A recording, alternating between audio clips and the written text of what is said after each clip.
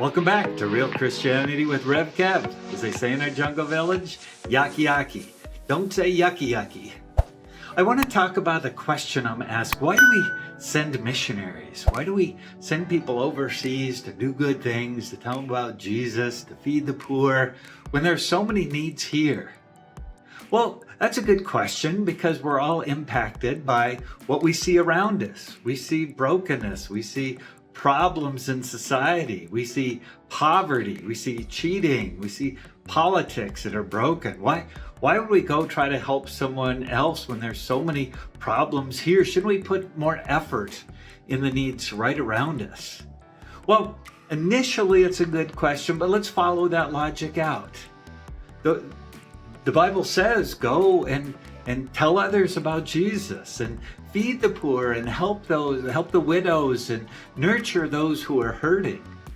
But do we wait?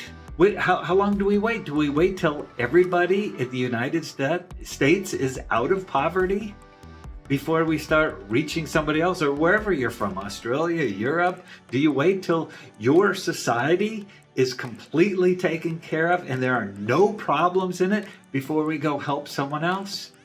I think once we start looking at the end result of that kind of thinking, we would say, well, then we'd never go help someone else. We'd only help those who are like us, from our culture, from our country.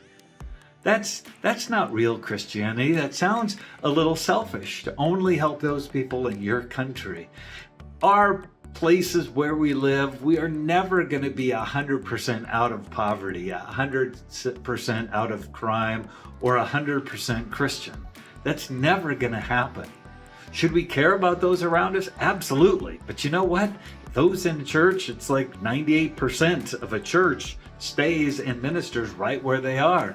It's a smaller, maybe 2% that actually go to another area or overseas to help out and serve.